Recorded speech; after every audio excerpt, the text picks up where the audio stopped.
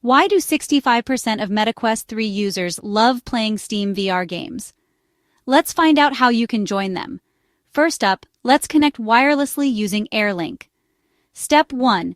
Download and install the Steam Link app from the MetaQuest Store or the MetaQuest app on your phone. Step 2. Open Steam Link on your MetaQuest 3 and follow the on-screen instructions to connect to your PC.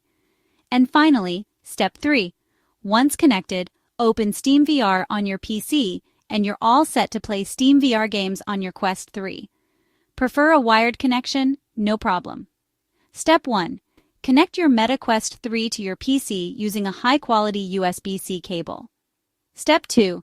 Download and install the Meta PC app from the Meta website. Step 3. On your MetaQuest 3, enable Oculus Link in the settings. Lastly, launch Steam VR on your PC, and it should recognize your Quest 3 headset.